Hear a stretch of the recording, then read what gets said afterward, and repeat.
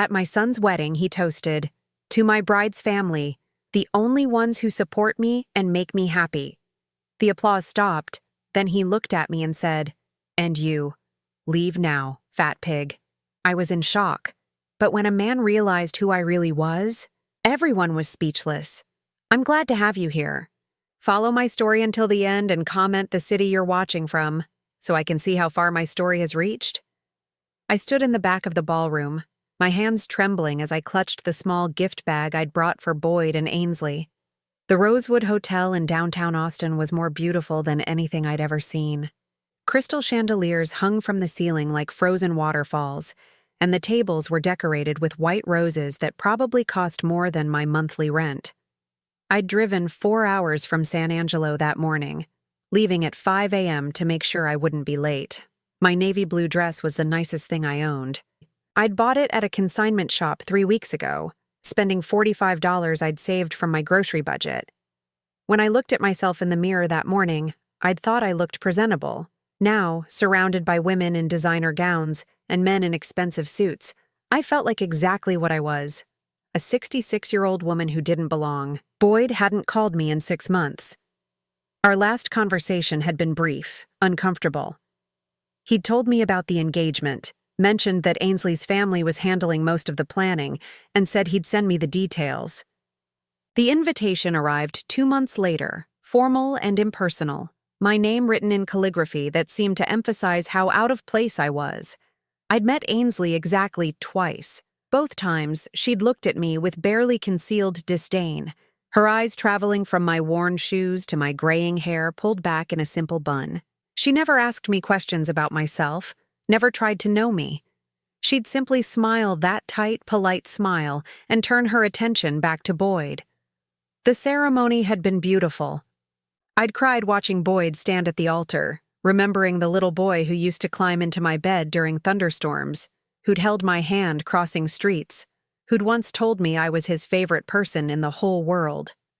That boy was gone now, replaced by this 34-year-old man in an expensive suit who'd barely glanced my way when I arrived. I'd been seated at table 17 in the far corner of the ballroom, away from the family tables. The place card had my name misspelled, Viola Chen. I'd folded it and put it in my purse, telling myself it didn't matter. Now, as the reception moved into the toasts, I watched Boyd stand up, champagne glass in hand. His smile was wide, confident. Ainsley sat beside him in her $10,000 wedding dress, her blonde hair perfectly styled, her hand resting possessively on Boyd's arm. "I want to thank everyone for being here tonight," Boyd began, his voice carrying easily across the ballroom. "This day wouldn't be possible without so many people." He turned to Ainsley's parents, seated at the table directly in front of the head table. "Richard, Patricia, thank you for welcoming me into your family. You've shown me what real family support looks like. You've been there for every milestone, every achievement. You believed in me when I was just starting out at the firm, and your guidance helped shape who I am today." I felt something cold settling in my stomach. "To the Prescott family," Boyd raised his glass higher. "The only family who truly supports me and makes me happy. Thank you for everything." The ballroom erupted in applause. Ainsley beamed, her mother dabbing at her eyes with an embroidered handkerchief. I sat frozen in my chair, the words echoing in my head. The only family who truly supports me. Boyd's eyes swept across the room, and for a brief moment, they landed on me. Something flickered across his face, something I couldn't quite read. Then his expression hardened. "And you," he said, his voice dropping slightly but still audible through the microphone. He pointed directly at me. "You can leave now, fat pig." The words hung in the air like a physical thing. The applause stopped abruptly. Heads turned toward me. I couldn't breathe. I couldn't move. My son had just called me a fat pig in front of 200 people. Ainsley's hand flew to her mouth, but I saw it. The smile she was trying to hide. She'd known he was going to say something. Maybe she'd even encouraged it. I forced myself to stand, my legs shaking so badly I had to grip the back of my chair for support. The gift bag slipped from my hands and fell to the floor. No one moved to help me. They all just stared. I'd taken maybe 3 steps toward the exit when a voice cut through the silence. "Wait." An older man stood up from one of the front tables. He was probably in his early 70s, with silver hair and an expensive suit that actually fit him properly. His face was familiar, though I couldn't immediately place it. He walked toward me, his eyes never leaving my face. The entire ballroom watched as he stopped directly in front of me. "You're Viola Chen," he said. It wasn't a question. I nodded, confused, humiliated, desperate to disappear. The man turned to face the room, his voice clear and strong. "Does anyone here know who this woman is? Really know?" Silence. Boyd had gone pale. Ainsley's smile had vanished. "My name is Thomas Whitmore," the man continued. "I own Whitmore Industries. 15 years ago, my company was on the verge of bankruptcy. We were about to lay off 300 employees. 300 families would have lost their income right before Christmas." He gestured toward me. "This woman saved us." I felt tears burning my eyes. I remembered Mr. Whitmore. I remembered that December. I was working late in my office, trying to figure out how to tell my employees their jobs were gone. He said. It was 2 a.m., and I heard someone moving around in the hallway. I found Mrs. Chen cleaning the executive floor. We started talking. I don't know why I told her everything. Maybe because I was desperate. Maybe because she had kind eyes. He paused, his own eyes glistening. She listened to me for an hour. Then she told me about her son, about working 3 jobs to put him through college. She told me about dignity, about fighting, about never giving up on the people who depend on you. She said something I'll never forget. The people who work for you, they trust you. You can't break that trust. You find another way. Mr. Whitmore looked directly at Boyd. Because of your mother's words that night, I didn't give up. I restructured instead of shutting down. Those 300 employees kept their jobs. Whitmore Industries is now worth $400 million. The silence in the ballroom was absolute. I tried to thank her properly, Mr. Whitmore continued. I tried to offer her a better position, better pay. She refused. She said she didn't want charity. She just wanted to work honestly and take care of her son. He turned back to me. I've never forgotten that conversation, Mrs. Chen. It changed everything for me. He took my hand in both of his. And your son just called you a fat pig. Boyd stood up so fast his chair tipped backward. His face had gone from pale to red. I didn't. She. But Mr. Whitmore wasn't finished. He looked around the ballroom at all the wealthy, well-dressed guests. This woman worked as a janitor at my building for 8 years. Night shift, 10 p.m. to 6 a.m. I know because I checked the records after that night. But that wasn't her only job. My chest felt tight. I wanted him to stop. I didn't want Boyd to know. I'd never wanted Boyd to know. What were your other jobs, Mrs. Chen? Mr. Whitmore asked gently. I couldn't speak. My throat had closed completely. He answered for me. Seamstress during the day, restaurant prep cook on weekends, 3 jobs, 7 days a week, for 8 years straight. Someone in the crowd gasped. I saw Boyd sink back into his chair, his face now completely white. All so her son could go to college without debt, Mr. Whitmore said.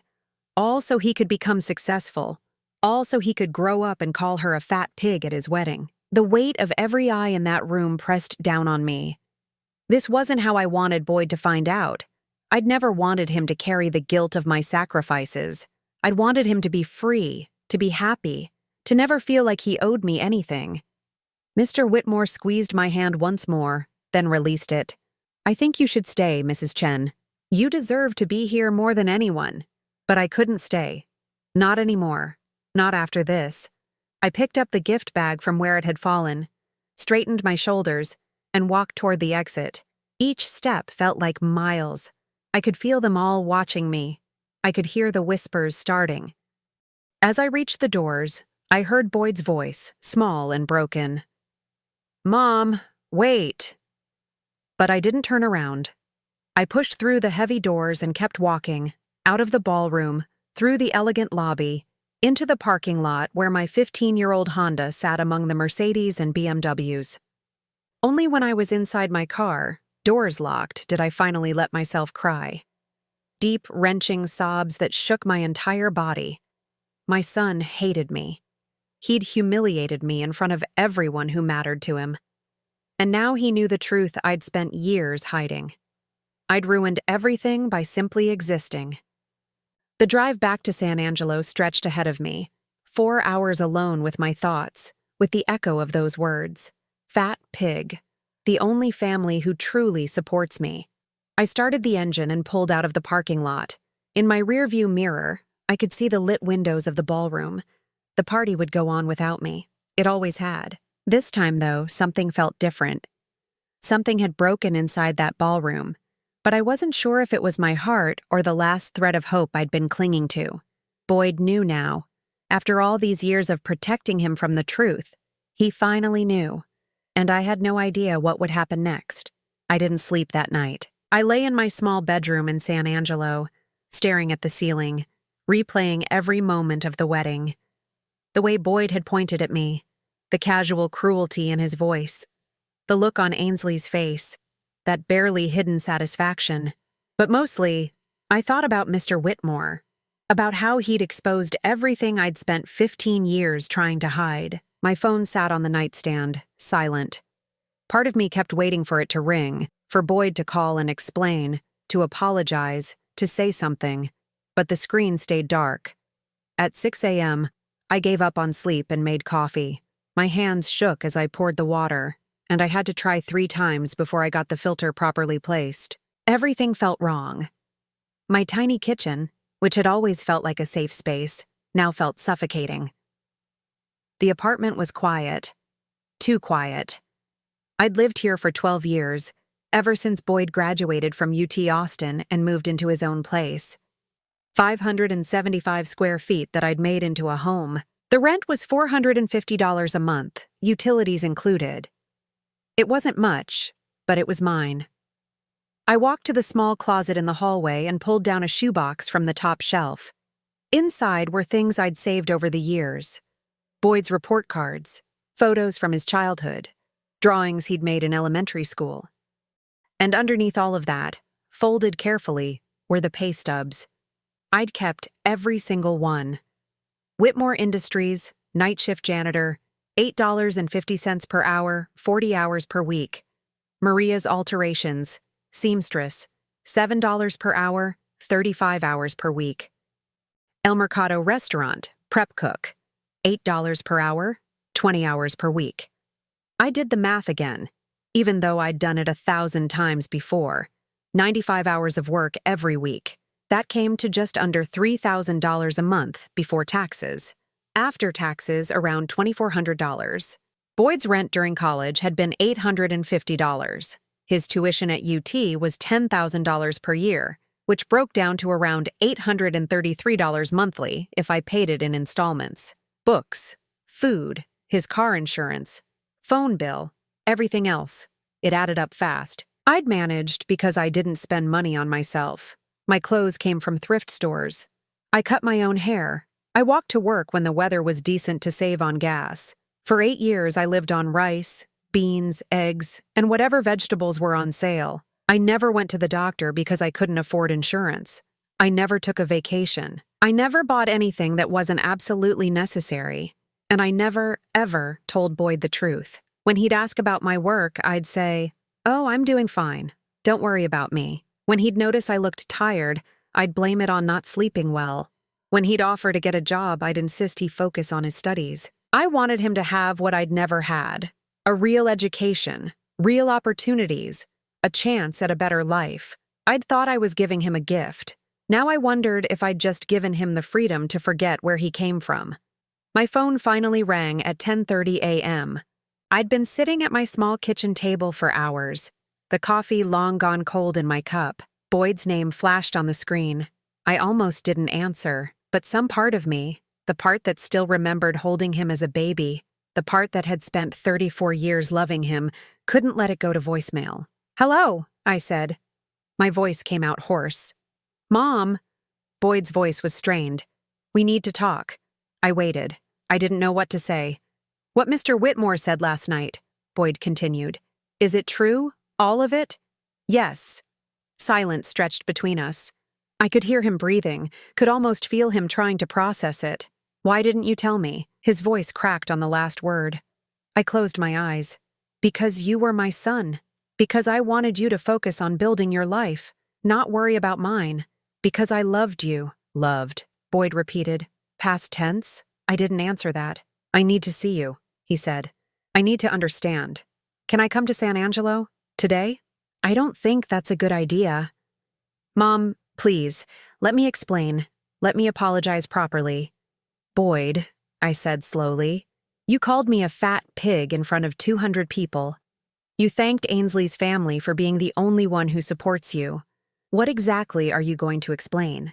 He was quiet for so long I thought he'd hung up. Then, I know what I did. I need you to understand how it happened. Something in his tone made me hesitate.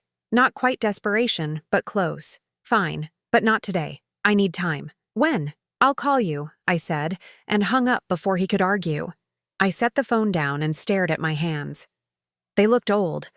When had they gotten so old? The skin was papery, dotted with age spots. These were the hands that had scrubbed floors, sewn hems, chopped vegetables. These were the hands that had held Boyd when he was sick, braided his hair when he was little and liked it long, packed his lunches with notes hidden inside. These hands had built the foundation for his entire life. And he'd thanked someone else. 3 days later, a package arrived. I almost didn't open it. The return address was Boyd's apartment in Austin, and I wasn't ready to deal with whatever guilt offering he'd sent. But curiosity got the better of me. Inside was a small wooden box, the kind you'd find at a craft store, and inside that box were papers, receipts, old bills, letters. I recognized them immediately. They were mine. Copies of documents I'd kept in a folder in my closet, the folder I'd planned to give Boyd someday, maybe when I was gone, so he'd understand. How had he gotten copies? Then I saw the note on top, written in handwriting I didn't recognize. Mrs. Chen, I hope you don't mind. Boyd asked me to make copies of your important documents. He wanted to understand. Lucia Martinez, apartment 2B. Lucia was my neighbor, a young woman I'd helped with her kids sometimes. She had a key to my apartment for emergencies. She must have let Boyd in while I was at work. I felt a flash of anger. He'd gone through my things. But as I looked through the papers, the anger faded into something else, something sadder. He'd taken everything, every pay stub from those 8 years, every bill showing Boyd's college expenses, every receipt from the thrift stores where I'd bought my clothes, every bank statement showing the careful budgeting, the pennies saved, the months where I'd had less than $50 left after paying for everything he needed.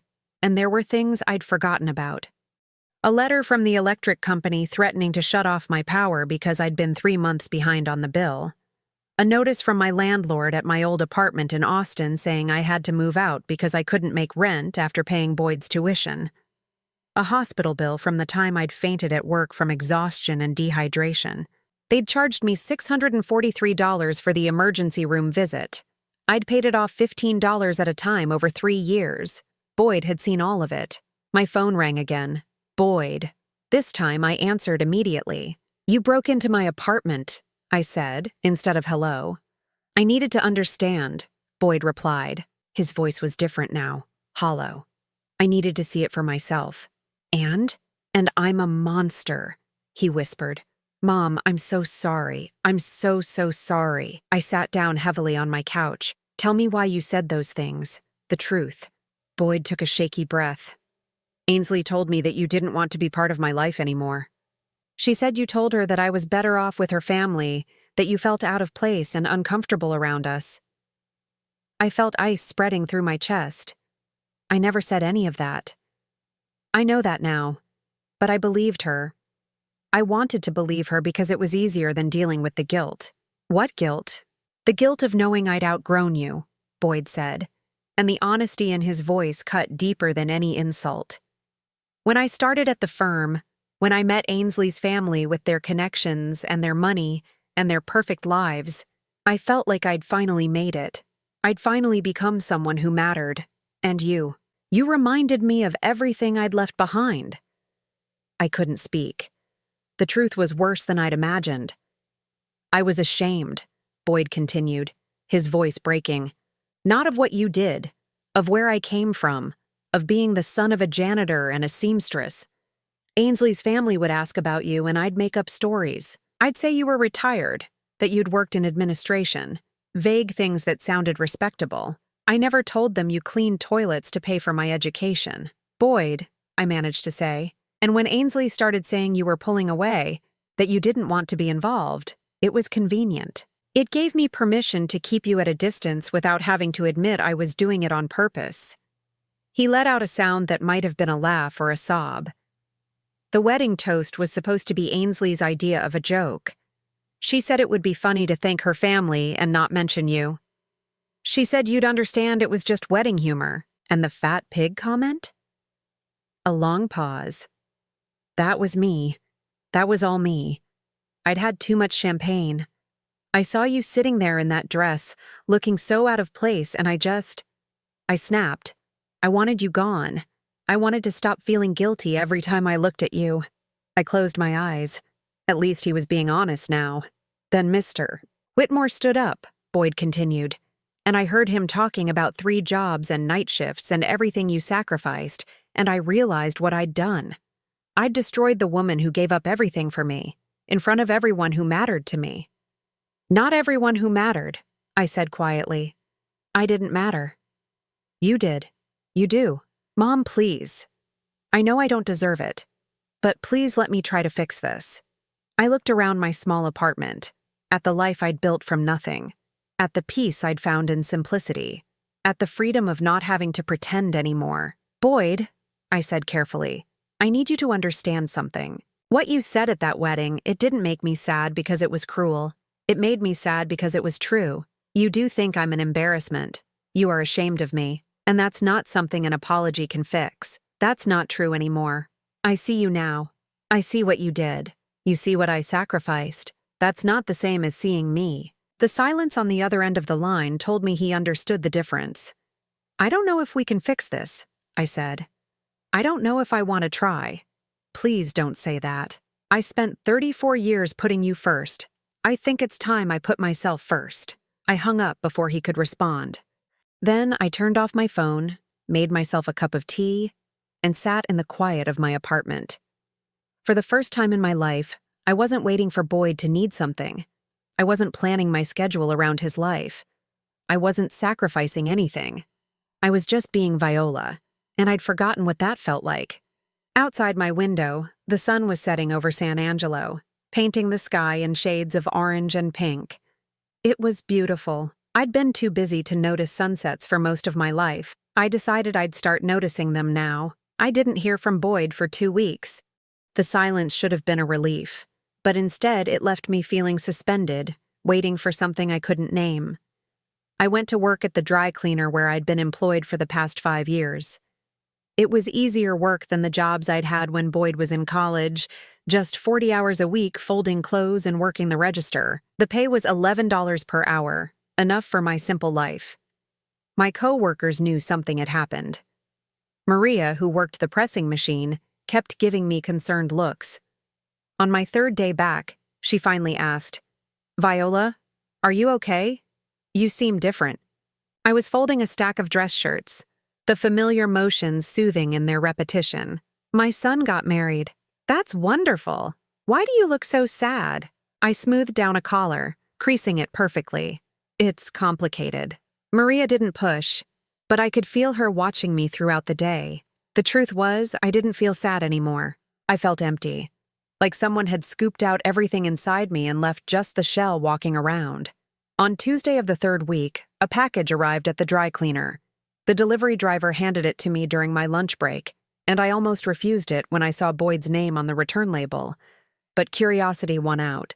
Inside was a photo album, not a new one, but my old album, the one I'd kept in my closet, the one with pictures of Boyd growing up. I'd looked through it just the week before, remembering better times. Now it was back, but something was different. Boyd had added notes, sticky notes on almost every page, written in his neat handwriting. The first photo was of Boyd at 3 years old, covered in paint, laughing at the camera. His note read, I remember this day. You let me paint the kitchen wall because I was sad about preschool. You spent hours cleaning it up after I went to bed. I found you crying in the kitchen at midnight. I thought you were tired. Now I know you were overwhelmed. I'm sorry I added to your burden. I sat in the break room, the album open on the table, my lunch forgotten. The next photo showed Boyd at 7, missing his 2 front teeth, holding up a spelling test with a gold star. The note said, "You were working double shifts that week. I remember because you fell asleep during my parent-teacher conference. I was embarrassed. I told my friends you were lazy. I didn't know you'd worked 36 hours straight." Photo after photo, each with Boyd's observations. Memories I'd treasured, now colored with his new understanding. Boyd at 12, in a soccer uniform. You never missed a single game. I thought that was normal. I didn't realize you were taking unpaid time off work to be there. I didn't know that every game you attended meant less money for groceries that week. Boyd at 15, standing in front of his first car, a beat-up Honda Civic. You told me you found it at a great price. I found the receipt in your documents. You paid $2,800 for it. That was 3 months of your salary. 3 months. And I complained that it wasn't a newer model. Boyd at 18, graduation day from high school. This was supposed to be a happy day. I can see now how tired you look in this photo. How thin. You're smiling, but your eyes are exhausted. I was angry that day because you couldn't afford to take me to the expensive restaurant all my friends went to. We went to Denny's instead. I barely spoke to you during dinner. I was such an ungrateful brat. The last photo was from Boyd's college graduation. He was in his cap and gown, and I stood next to him, my hand on his shoulder. I remembered that day so clearly. I'd been so proud, so relieved that all those years of work had paid off. Boyd had a degree, a future, opportunities I'd never had. His note on this photo was longer than the others. This is the day everything changed. This is the day I stopped being your son and started being your obligation. After graduation, I got busy with job hunting, with starting my career. I stopped calling as often. I stopped visiting. When you'd call me, I'd keep the conversations short. I told myself I was just focused on building my life. The truth is, I was relieved to have distance from you. You represented everything I wanted to leave behind. Poverty, struggle, limitation. I wanted to be someone new, someone successful. And I couldn't do that with you as a constant reminder of where I'd come from. I chose my new life over you, and I've been choosing it ever since. I'm sorry, Mom. I'm so sorry. I closed the album, my hands shaking. The break room suddenly felt too small, too warm. I stood up and walked outside, gulping in the cool November air. Maria followed me out. Viola, what's wrong? I couldn't answer. I just stood there, holding the album against my chest, trying to understand what Boyd was doing. Was this an apology? An explanation? An attempt to make me forgive him? That night, Boyd called. I'd turned my phone back on a few days earlier, telling myself I was strong enough to handle whatever came next. When his name appeared on the screen, I hesitated for only a moment before answering. "Did you get the album?" he asked. No greeting, no small talk. "Yes. I've been going through all your documents, all the papers Lucia gave me access to. Mom, I found things I didn't know existed." I waited. I found the eviction notice from your old apartment in Austin, the one from my freshman year. You got evicted because you couldn't pay rent after covering my tuition. You never told me you were homeless. I wasn't homeless, I said quietly. I stayed with a friend. For 6 months. You stayed on someone's couch for 6 months while I lived in a comfortable apartment near campus, completely unaware. His voice was tight. I found the pawn shop receipts, too. Your wedding ring. The necklace your mother gave you. Your father's watch. You sold everything that meant something to you. Boyd, what's the point of this? What do you want me to say? I want you to tell me why. Why did you sacrifice everything? Why didn't you just tell me we couldn't afford it? I could have gone to community college. I could have worked more. I could have taken out loans. I leaned against my kitchen counter, suddenly exhausted, because I wanted better for you, because I didn't want you to start your adult life crushed by debt and limitation, because I loved you. Loved, Boyd repeated, his voice breaking. You keep using past tense. Boyd, I will always love you. You're my son. But I don't like you very much right now. And I don't trust you. The silence that followed was heavy. That's fair, he finally said. I need to tell you something else. About Ainsley. I sat down at my small kitchen table, bracing myself. I confronted her about the things she told me, about you supposedly wanting distance, about feeling uncomfortable around us. She admitted she made it all up. Something cold settled in my stomach. Why? Because she thought you were an embarrassment. Because she wanted me completely separated from my past. She said it would be easier for me to fit into her world if I didn't have connections to my old life. He paused. She'd been planning it for months, Mom, since before the engagement. She'd been working on convincing me that you were pulling away first so that when I actually pushed you away, I'd think it was what you wanted. I thought about Ainsley's fake smiles, her polite distance, the way she'd never asked me a single real question about my life. And you believed her. Yes, Boyd said simply. I wanted to believe her. It made everything easier. If you were the one creating distance, then I didn't have to feel guilty about not calling, not visiting, not including you in my life. What about the wedding toast? The fat pig comment? Boyd was quiet for a long moment. Ainsley suggested the toast. She wrote it out for me, said it would be meaningful to thank her family for all their support. She said you'd understand it was just part of the ceremony, but the fat pig thing, his voice dropped to barely a whisper. That was me. That was all me. I'd been drinking, and when I saw you sitting there, looking so out of place in that ballroom full of wealthy people, I wanted to make you disappear. I wanted everyone to know that you weren't really part of my world.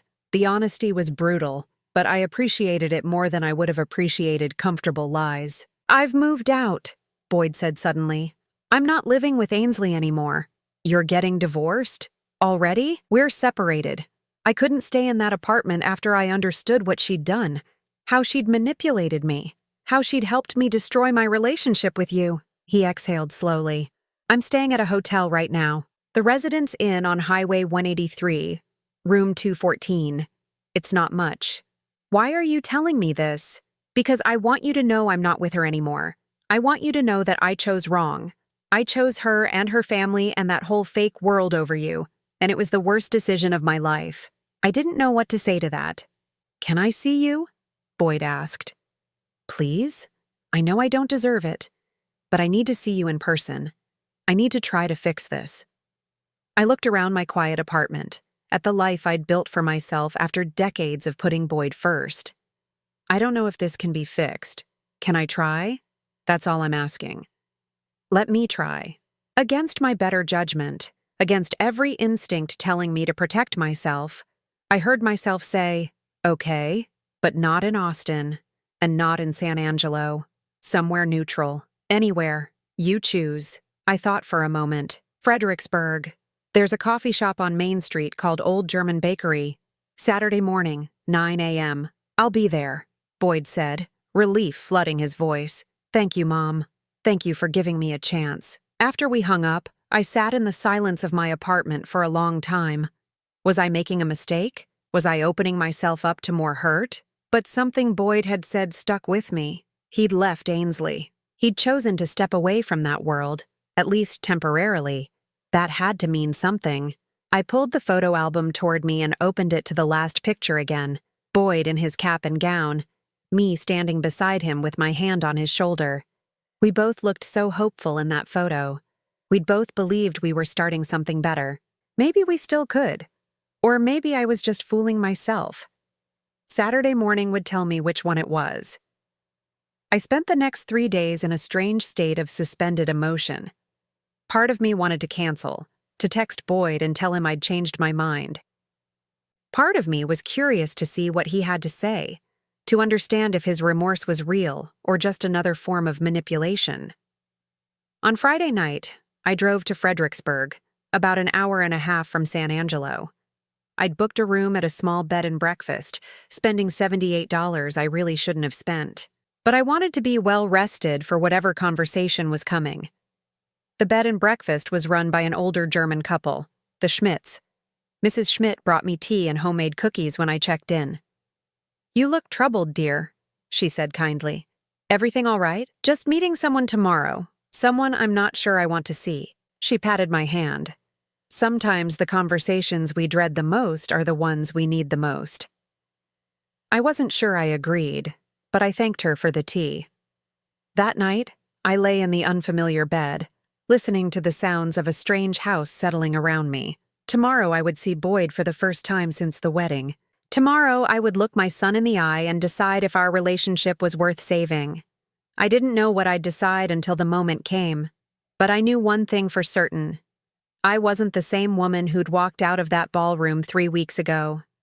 That woman would have forgiven Boyd immediately, would have absorbed his guilt and made excuses for him. This new version of me was going to make him work for it, and if he couldn't, I was finally ready to let him go. I arrived at Old German Bakery 15 minutes early. The morning was cool and crisp, typical for late November in the hill country. The bakery was warm and smelled like fresh bread and coffee. I ordered a small cup of black coffee and a plain scone, then chose a table by the window where I could watch Main Street. Fredericksburg was busy with weekend tourists browsing the antique shops and German restaurants.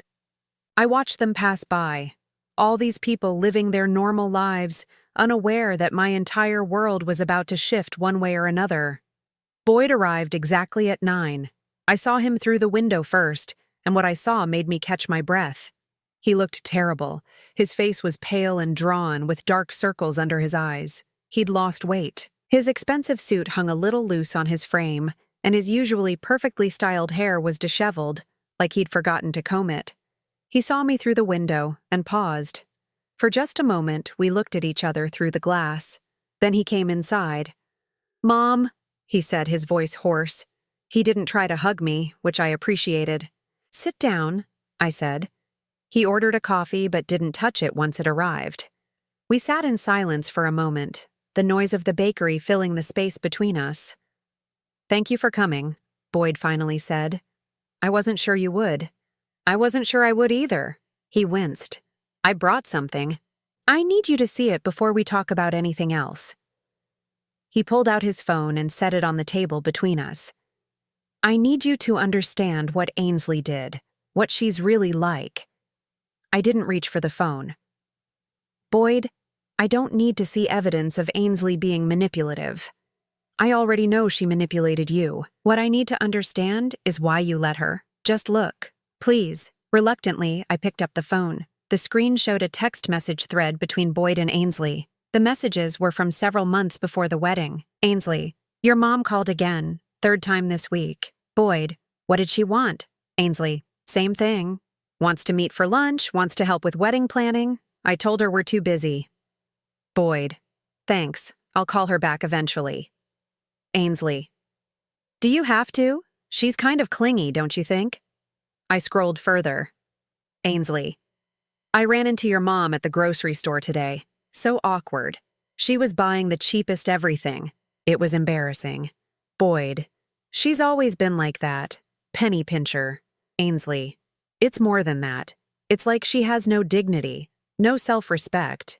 How did you turn out so normal?" Boyd, "I try not to think about where I came from." Ainsley, "Good. You shouldn't have to be dragged down by that." My hands were shaking as I scrolled through more messages. Months of Ainsley making small, cutting comments about me.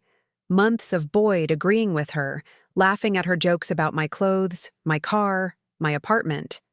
But then the messages changed. These were from about 6 weeks before the wedding. Ainsley, "We need to talk about your mom." Boyd, "What about her?" Ainsley, "She's going to ruin the wedding. You know that, right?" Boyd, "How?" Ainsley, "She doesn't fit, babe. My family is going to see her and judge us. Judge you. Is that what you want?" Boyd, "What do you suggest?" Ainsley, "Limit her involvement. Seat her in the back. Make it clear she's not part of the main family." Boyd, "That seems harsh." Ainsley, "It's practical. Trust me. You'll thank me later. You don't want her embarrassing you in front of the partners from your firm." I set the phone down. "I've seen enough. Keep scrolling," Boyd said quietly. "It gets worse." I didn't want to, but I picked up the phone again. The next section was from 2 weeks before the wedding. Ainsley. I have an idea for your toast. Boyd. Okay. Ainsley. Thank my family. Really emphasize how supportive they've been. It'll mean a lot to my parents. Boyd. What about my mom? Ainsley. What about her? She hasn't done anything for this wedding. Boyd. She offered to help. Ainsley. With what? She can't afford anything. Honestly, babe, maybe it's time to accept that your mom isn't really part of your life anymore. You've outgrown her. That's not a bad thing. That's called success. Boyd. I guess you're right.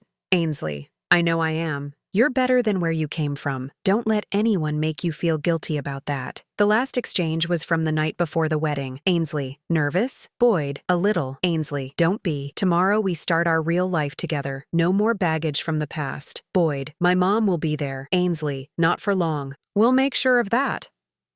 No. I put the phone down and looked at Boyd. He was watching me with red-rimmed eyes. She planned it, I said. The whole thing. Not the fat pig comment, Boyd said.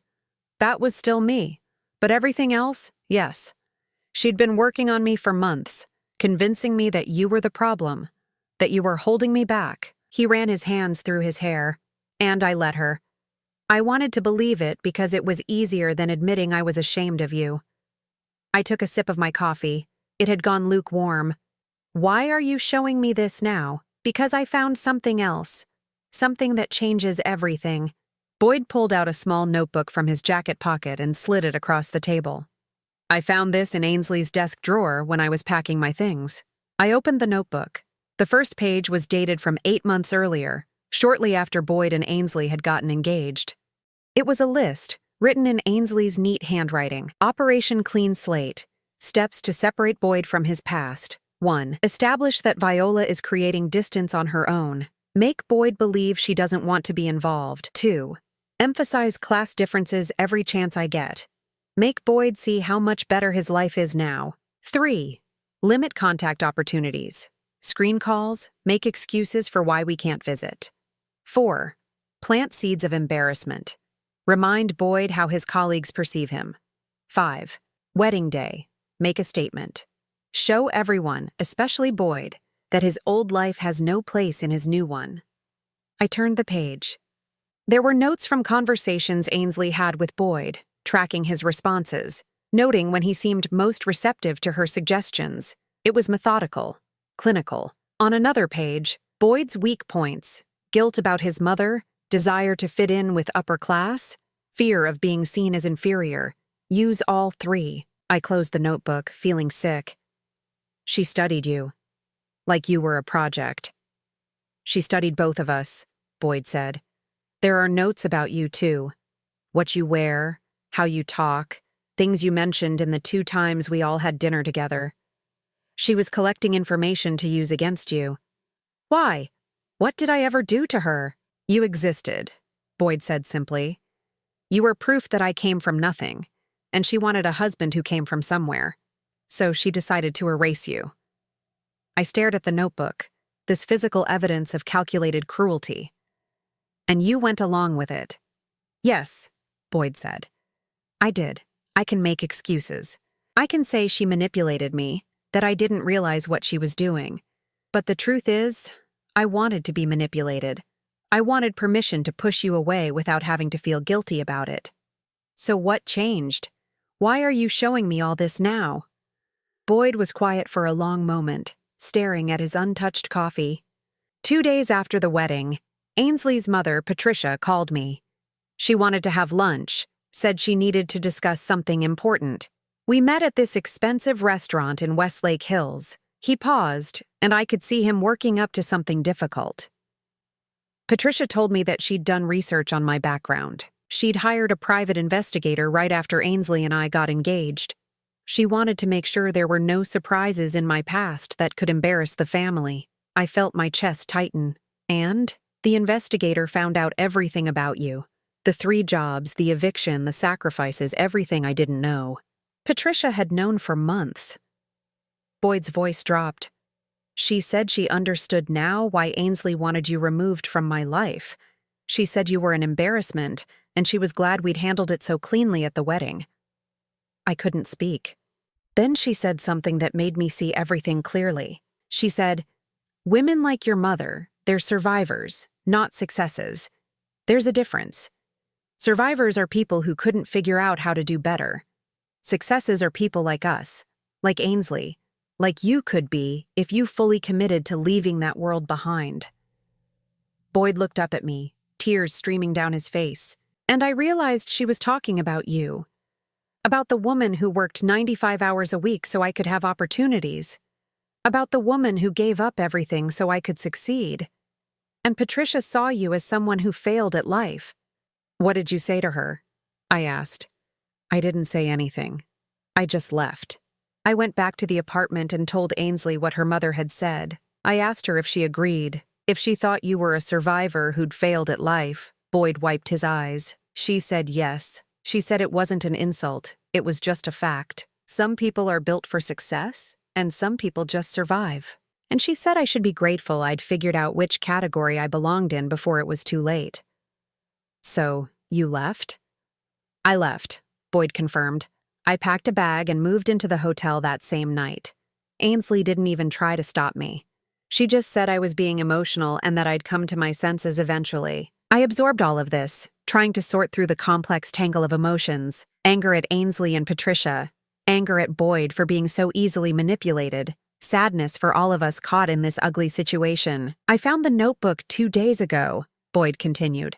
"I went back to the apartment when Ainsley was at work to get more of my things. It was in her desk drawer, under some files. She'd been documenting everything, Mom.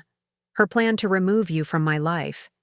She has notes in there about how she'd convince me you were better off without contact, how she'd make sure our kids, if we had them, would never know you." He pushed the notebook toward me. "You should keep this. You should know exactly what she did." I didn't touch it. "What do you want from me, Boyd?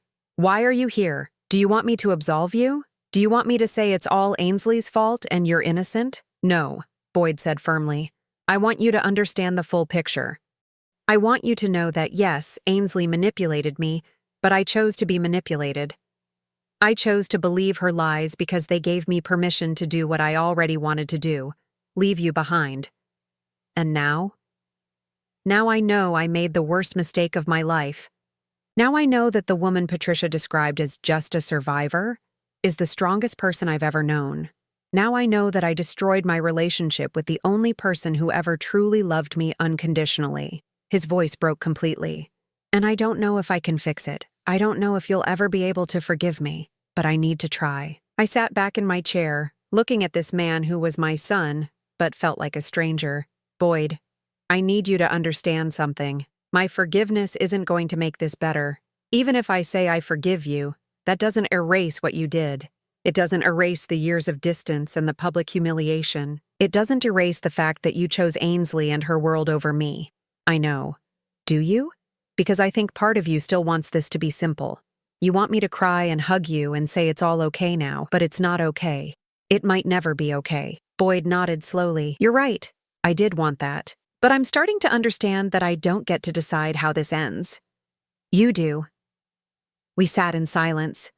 Around us, the bakery continued its normal Saturday morning rhythm. A family with young children came in, the kids excited about choosing pastries.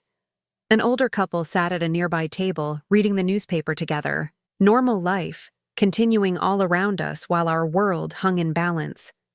Finally, I spoke. "I need time. I need to think about all of this, about whether I even want to try to rebuild what we had." "Okay," Boyd said. "Whatever you need. And I need you to understand that even if we do try, it won't be like before. I'm not the same person I was. I spent my whole life putting you first, making myself small so you could be big. I'm not doing that anymore." "I don't want you to," Boyd said. "I want to know who you really are, Mom. Not who you had to be to survive. Not who you had to be to take care of me. Just you." I looked at him, at this man I'd created and raised and sacrificed for, and I realized something. I didn't know who I really was either. I'd spent 66 years being a mother, a worker, a survivor. I'd never had the luxury of just being Viola. "I'll call you," I said, "when I'm ready. But it might be a while." Boyd nodded, accepting this. "Can I ask one thing?" "What?" "Did you ever regret it? Having me? Sacrificing everything? I thought about this carefully. I regretted a lot of things. I regretted staying with your father as long as I did. I regretted not having a safety net. I regretted not having more education or opportunities. But I never regretted you. Even now, after everything, I don't regret that you exist. I just regret that somehow, in trying to give you everything, I taught you that I was worth nothing. Boyd's face crumpled. That's not true. You're worth everything. Then prove it, I said. Not to me, to yourself. Figure out who you want to be. Not who Ainsley wanted you to be, not who her family expected you to be, not even who I wanted you to be. Figure out who Boyd Chen really is. Then maybe we can talk about rebuilding. I stood up, gathering my purse. Boyd stood too, looking lost. Mom, wait. Can I at least walk you to your car? No, I said gently. I need to go alone. I left him standing in the bakery, the notebook still on the table between us. As I walked to my car, I felt something shifting inside me. Not forgiveness, not yet, but maybe the beginning of understanding. Boyd had been manipulated, yes, but he'd also made choices. And now he had to live with those choices, just like I'd lived with mine all these years. The difference was, my choices had been made out of love. His had been made out of shame. And that was something no apology could fix quickly. I drove back to San Angelo, the hill country landscape rolling past my windows. For the first time in 3 weeks, I didn't cry. I just drove, thinking about everything that had been said and everything that remained unspoken. Boyd had shown me the depths of Ainsley's manipulation, but he'd also shown me something more important. He was starting to understand what he'd lost. Whether that understanding came too late remained to be seen. 3 months passed. Winter settled over San Angelo, bringing cold winds and clear skies. I fell into a rhythm that felt almost peaceful. Work at the dry cleaner, evenings at home with library books, Sunday mornings at the small community garden I'd joined. I was learning to fill my time with things that made me happy, not just things that needed to be done. Boyd respected my request for space. He didn't call, didn't text, didn't show up unannounced. But every 2 weeks, like clockwork, something would arrive in the mail. The first package contained a book, The 5 Love Languages. Inside the front cover, Boyd had written, "I'm learning that I never understood how you showed love. I'm trying to learn now." The second package was a donation receipt. Boyd had given $5,000 to a charity that helped single mothers with job training and childcare. His note said, "In honor of Viola Chen, who needed this support and never got it." The third package was a photo. Boyd, wearing jeans and a work shirt, volunteering at a food bank. He looked different, humbler somehow. The note said, "I'm trying to understand what work really means, what it means to serve. I have a long way to go." I kept all of these things in a drawer in my kitchen, not sure what to make of them. Part of me was touched. Part of me wondered if this was just another performance, Boyd playing the role of the reformed son.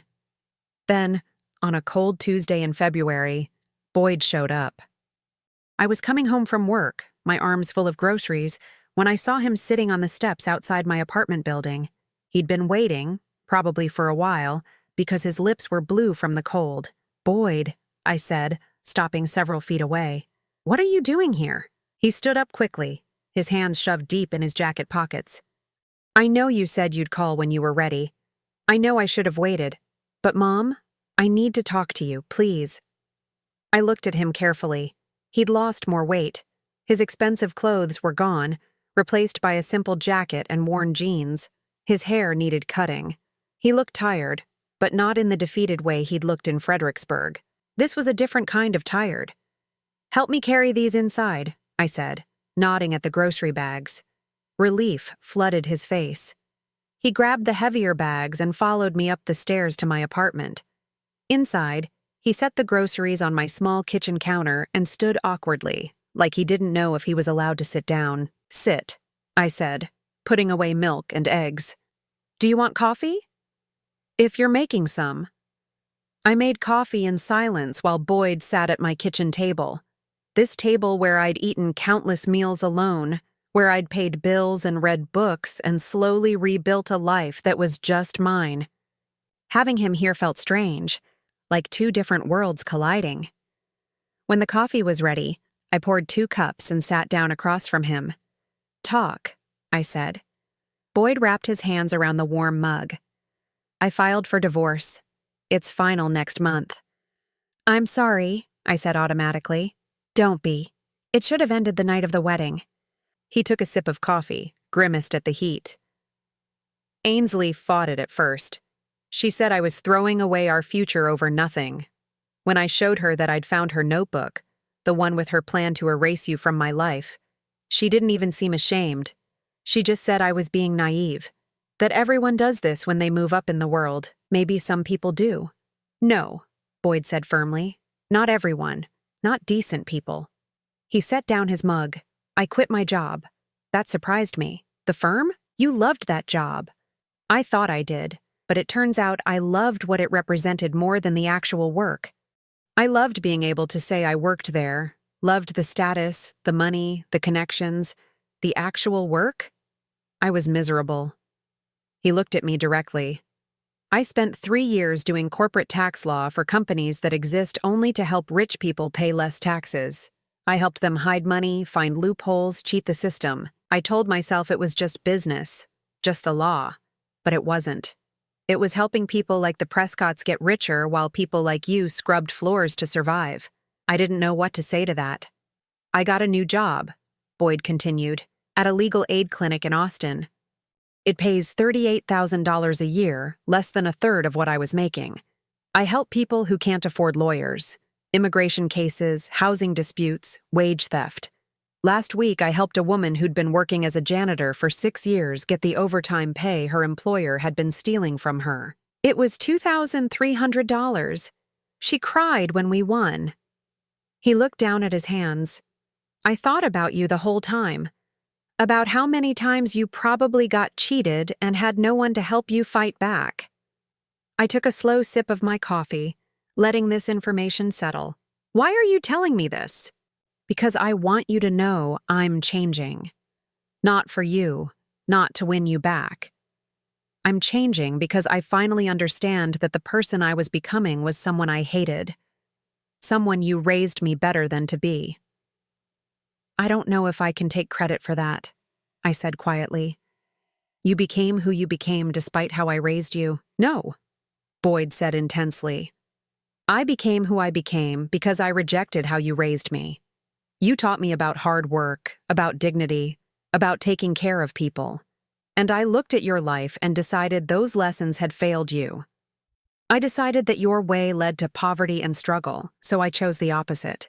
I chose money and status and people who valued the wrong things, and I became hollow."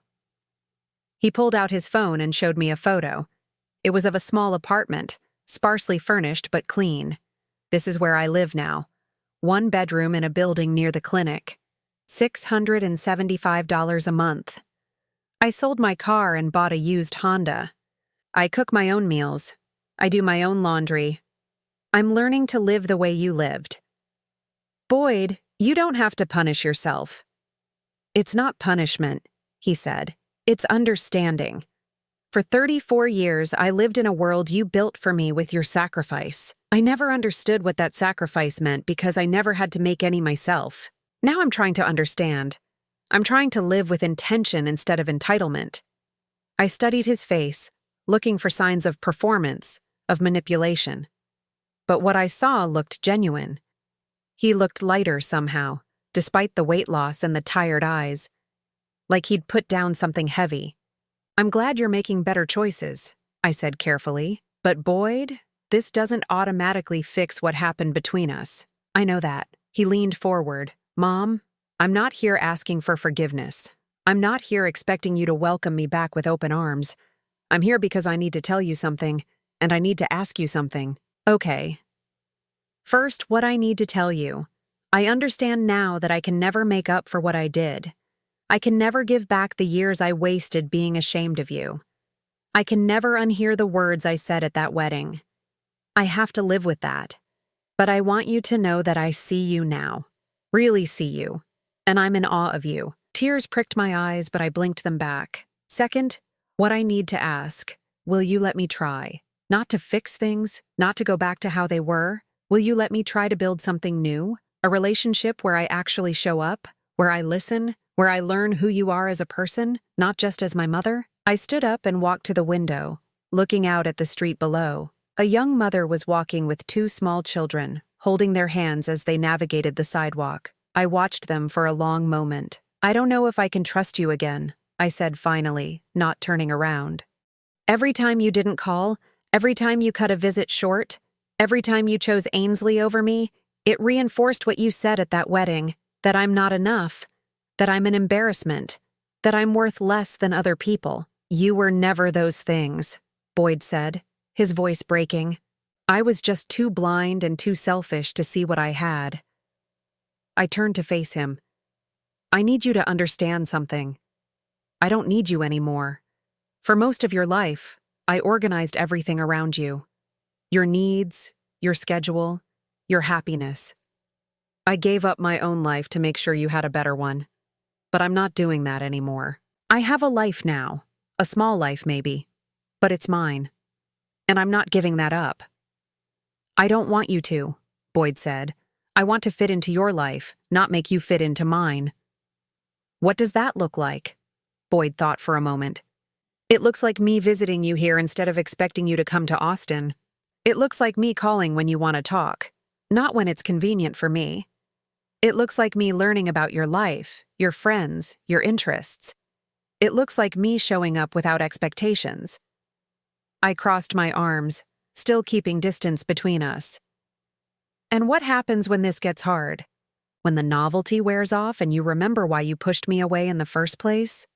What happens when you meet someone new who's uncomfortable with your mother who used to clean toilets for a living? Boyd stood up, and I saw tears streaming down his face. Then I choose you. I choose you over anyone who can't see your value. I choose you over comfort and status and fitting in. I choose you because you're my mother, and you deserved better than what I gave you. The words hung between us. I wanted to believe him. Part of me, the part that had spent 34 years loving this man, wanted to rush forward and hug him and say everything was forgiven, but the stronger part, the part I'd discovered in these months alone, held back. I need time, I said. I need to see if these changes stick. I need to see if you mean what you say. How much time? As much as I need. Maybe 6 months, maybe a year, maybe longer. Boyd nodded, wiping his eyes. Okay, can I call you? Once a week, just to check in? I considered this. Once every 2 weeks, Sunday evenings at 7. If I don't answer, leave a message. If I do answer, we talk for as long as I want to talk, not longer. Okay, Boyd agreed immediately. Anything else? Yes. Don't send me things. Don't send money.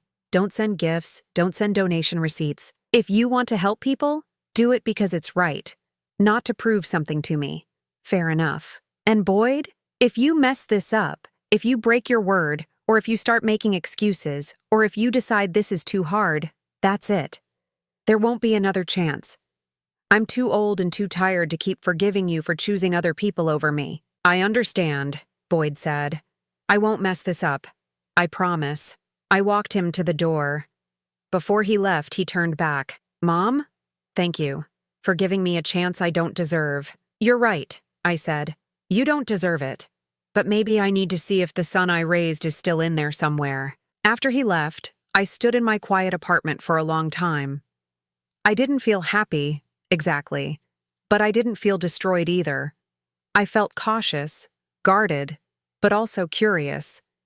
Curious to see if Boyd really had changed. Curious to see if we could build something real. Outside my window, the sun was setting, painting the sky in shades of orange and purple. Another day ending, another one coming. For the first time in months, I felt something close to hope. But hope tempered with wisdom. Hope that knew disappointment well. Hope that had learned to protect itself. And maybe that was the healthiest kind of hope there was. 6 months passed before I was ready. Boyd kept his word. He called every other Sunday at 7 p.m., like clockwork. Sometimes I answered, sometimes I didn't. When I did answer, our conversations were careful, tentative. He told me about his work at the legal aid clinic, about the clients he was helping. He asked about my life, and slowly, I started sharing small pieces of it. I told him about Maria from the dry cleaner, who'd become a real friend, about the community garden where I'd planted tomatoes and herbs, about the book club at the library that I'd joined, about the watercolor class I'd started taking on Thursday evenings. They were small things, ordinary things, but they were mine, and for the first time, Boyd seemed genuinely interested in who I was beyond being his mother. He never pushed, never asked when he could visit, never suggested we meet. He let me control the pace, the boundaries, the entire relationship. And slowly, cautiously, I started to believe he might have really changed. Then, one Sunday evening in August, my phone rang at 7 p.m. as usual. I answered. "Hi, Mom." "Hi, Boyd." A pause, then. "I have something to tell you." "I'm getting ready to say it, and I need you to know that I don't expect anything from you. I'm not asking for anything. I just need to tell you." My chest tightened. "Okay. I'm seeing someone. Her name is Rebecca. She's a social worker at the clinic." He rushed on before I could respond. "I told her everything about you. About how I treated you, about the wedding, about all of it. I showed her your photo, and I told her that you worked 3 jobs to put me through college. I told her you're the strongest person I know." I didn't speak. I couldn't. "She wants to meet you," Boyd continued. "Not now, not until you're ready. But someday. She said anyone who raised someone worth redeeming must be extraordinary." Tears were streaming down my face. "Did you correct her? About what?" "About whether you're worth redeeming." Boyd was quiet for a long moment. "I'm trying to be. That's all I can say. I'm trying." That conversation shifted something inside me. Boyd had someone new in his life, and instead of hiding me, he'd told her the truth. He'd claimed me, owned the relationship, didn't try to pretend I was someone I wasn't. 2 weeks later, I called him on a Wednesday afternoon, outside our usual schedule. "Mom, is everything okay?" "I'm ready," I said. "I'm ready to see you." I could hear the sharp intake of breath. "Really?" "Really, but not in Austin and not in San Angelo. Somewhere neutral." "Fredericksburg," Boyd suggested. "Where we met before." "No," I said, surprised by my own certainty. "Here, come to San Angelo. Come to my home. If we're going to rebuild anything, you need to see my life as it really is." "Okay," Boyd said, his voice thick with emotion. "When?" "Next Saturday, 1 p.m., just you. Not Rebecca, not yet. I'll be there." That Saturday, I cleaned my apartment more thoroughly than it needed to be cleaned. I baked muffins, something I hadn't done in years. I changed my clothes 3 times before settling on simple jeans and a comfortable sweater. At exactly 1 p.m., there was a knock on my door. Boyd stood in the hallway, holding a small paper bag. "I brought coffee," he said. "From that place you mentioned once, the one near the dry cleaner. I wasn't sure how you take it anymore, so I got it black with cream and sugar on the side." It was such a small thing, but it meant everything. He'd remembered a passing comment I'd made months ago. He'd driven to the right part of town to get coffee from a place I liked. "Come in," I said. Boyd stepped into my apartment, and I watched his face as he looked around. My small living room with its secondhand furniture, the bookshelf crammed with library books, the photos on the walls, most of them recent, of me with my friends from the garden, from the book club, a life he knew nothing about. "It's nice," he said softly. "It feels like you." We sat at my kitchen table, the same table where we'd had that difficult conversation 6 months ago. But this time felt different, less raw, less urgent. "I'm sorry I took so long," I said. "To be ready. Don't apologize. You took exactly as long as you needed." Boyd wrapped his hands around his coffee cup. "Can I ask you something? Okay. Are you happy? Really happy? Not just okay?" I thought about this carefully. I'm learning what happiness means. For most of my life, I thought happiness was making sure you were okay. But that wasn't happiness. That was purpose. Now I'm learning to find joy in small things. A good book. Fresh tomatoes from the garden. Maria's terrible jokes at work. It's different from what I thought happiness would be. But yes, I think I'm happy. Boyd smiled, and for the first time in years, It looked genuine. I'm glad. What about you? I asked. Are you happy? I'm getting there. The work I do now, it matters. I'm not rich. I don't have status. But I go to bed at night knowing I helped someone. That's worth more than I thought it would be. He paused. And Rebecca helps. She keeps me honest. When I start slipping into old patterns, thinking about things I don't have, she reminds me to focus on what I do have.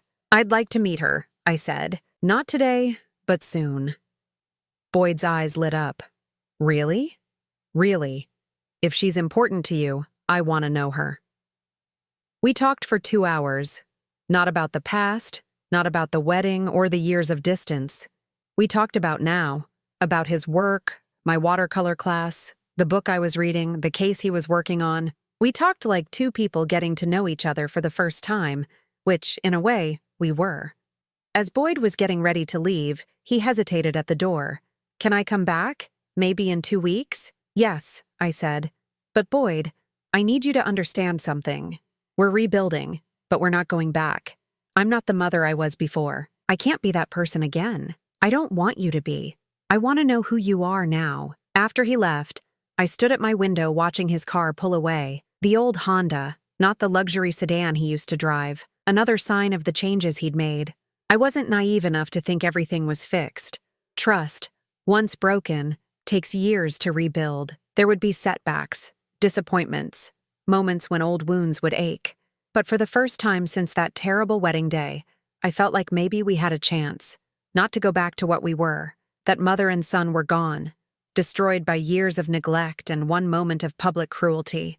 But maybe we could become something new, something built on honesty instead of sacrifice, on mutual respect instead of obligation. The following months unfolded slowly. Boyd visited twice a month, always respecting my boundaries, always letting me set the pace. In October, I finally met Rebecca. She was everything Boyd had described. Kind, genuine, unpretentious. She asked me real questions about my life and listened to the answers. She didn't treat me like an obligation or an embarrassment. She treated me like a person worth knowing. In November, Boyd asked if I'd come to Austin for Thanksgiving. Not to meet his friends or make a statement, just to have dinner with him and Rebecca in his small apartment. I said yes. The dinner was simple. Turkey from the grocery store, mashed potatoes from a box, store-bought pie. Nothing fancy, nothing performative. Rebecca told funny stories about her work. Boyd asked about my watercolor class. We laughed, genuinely laughed, for the first time in years. As I was getting ready to leave that evening, Boyd walked me to my car. "Thank you for coming," he said. "It means everything. Thank you for inviting me, for not trying to hide me or change me." Boyd was quiet for a moment, then, "Mom, I need to tell you something. I've been seeing a therapist, twice a week for the past 7 months. That's good," I said, meaning it. "She's helped me understand a lot. About shame, about class, about the ways I internalized messages about worth and value." He looked at me directly. "She said I need to accept that I might have permanently damaged our relationship, that some things can't be fixed, only grieved. Your therapist sounds wise." She is, but she also said that sometimes, if both people are willing, you can build something new from the ruins. It won't be what it was, but it might be something real. He paused. "Is that what we're doing, Mom? Building something new?" I thought about the months that had passed. The careful conversations, the tentative trust, the slow rebuilding of connection. "Yes," I said. "I think that's exactly what we're doing. I'll never stop being sorry for what I said at the wedding, for the years before that, for taking you for granted and being ashamed of you. I know," I said. "But Boyd, at some point, the apologies have to stop, and the actions have to speak. You've been showing me for 6 months that you've changed. That matters more than words." Boyd hugged me then, carefully, giving me space to pull away if I wanted to. I didn't pull away. I hugged him back, feeling the solidness of him, this person I'd created and raised and nearly lost. When I drove back to San Angelo that night, I felt something I hadn't felt in a long time. Peace. Not happiness, not yet. Not complete healing, but peace. Peace with the fact that my relationship with Boyd would never be simple. Peace with the reality that I'd spent years sacrificing for someone who hadn't appreciated it until it was almost too late. Peace with the knowledge that I'd had to learn to put myself first before Boyd could learn to value me. And peace with the fact that sometimes the greatest act of love isn't holding on. It's letting go. Letting go of who you thought your child should be. Letting go of the fantasy of perfect gratitude. Letting go of the belief that your worth comes from how much you sacrifice. I'd spent 66 years learning that lesson, but I'd finally learned it. 6 months later, on a warm spring evening, Boyd called me outside our usual schedule. I answered, no longer afraid of what he might say. "Mom, I have news. Rebecca and I are getting married." My breath caught. "That's wonderful. I'm happy for you. We want you there. Not in the back corner, not as an obligation. We want you in the front row. We want you to be part of the ceremony." He paused. "If you're comfortable with that." I thought about the last wedding I'd attended. The humiliation, the pain, the public rejection. I'll need to think about it. Of course, take all the time you need. But Mom, this time will be different. This time, everyone will know exactly who you are and what you mean to me. I did think about it. For 2 weeks, I weighed the risk of being hurt again against the possibility of being truly included. In the end, Maria helped me decide. "Viola," she said during our lunch break at the dry cleaner, "you've spent your whole life being brave. Don't stop now." So I said yes. The wedding was small, held in a garden in South Austin. 30 people, all of them genuine friends of Boyd and Rebecca. No ostentatious displays of wealth, no pretentious venues. Just simple beauty and honest celebration. I wore a dress I'd made myself in my watercolor class's sewing workshop. Nothing fancy, but it fit well and made me feel like myself. When Boyd gave his toast, I held my breath. "I want to thank everyone for being here today," he began, his arm around Rebecca. "Rebecca and I are so grateful to be surrounded by people who love and support us." He paused, then looked directly at me. "But there's one person I need to thank specifically. My mother, Viola Chen." The guests turned to look at me. I felt my face flush, but this time it wasn't from shame. My mom worked 3 jobs to put me through college. She sacrificed everything to give me opportunities she never had. And for a long time, I repaid that sacrifice by being ashamed of her, by pushing her away, by choosing status over substance. Some people in the audience looked uncomfortable. Good. They should be uncomfortable. I'm standing here today because my mom taught me about real work, about dignity, about what it means to love someone unconditionally. It took me 34 years, and almost losing her completely to understand those lessons. But she never stopped teaching them, even when I wasn't listening. Boyd's voice cracked. "Mom, I know I can never make up for the years I wasted. But I want you to know that everything good in me, everything worth loving, came from you. Thank you for never giving up on me, even when I gave up on you." He raised his glass. "To Viola Chen, the strongest person I know." Everyone raised their glasses. "To Viola." I wiped tears from my eyes as Rebecca came over and hugged me. "Thank you for raising such a good man," she whispered, even if it took him a while to remember how to be one. The rest of the evening passed in a blur of conversation and genuine warmth. People asked me about my life, about my work, about my interests. They treated me like I mattered. But the most important moment came at the end of the night. Boyd found me standing alone, watching the last guests leave. "Mom," he said quietly, "did I do okay? The toast?" I looked at this man, my son, who'd broken my heart and then spent a year trying to mend it. "You did more than okay. You told the truth. I'm going to keep telling it. For the rest of my life, anyone who knows me will know about you. About what you did for me. About who you really are." "Boyd," I said, "you don't owe me that." "Yes, I do. But more than that, I want to. Because you deserve to be known. You deserve to be celebrated. And I'm done hiding the best thing that ever happened to me." We stood together in the garden, my son and I, and for the first time in years, I felt truly seen.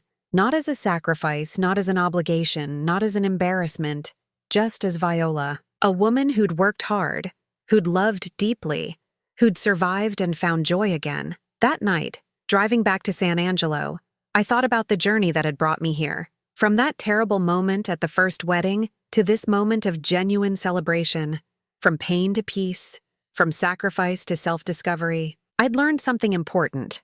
Love isn't about martyrdom. Real love requires both people to show up as themselves, to value each other as whole people, to build something based on mutual respect rather than obligation. Boyd and I had a long way to go. Trust, once shattered, takes years to fully rebuild. But we were trying, and that trying, that genuine effort, was worth more than all the empty gestures of the past. At 67 years old, I was finally learning to put myself first, to value my own happiness, to build a life that was mine, not just a life in service of others.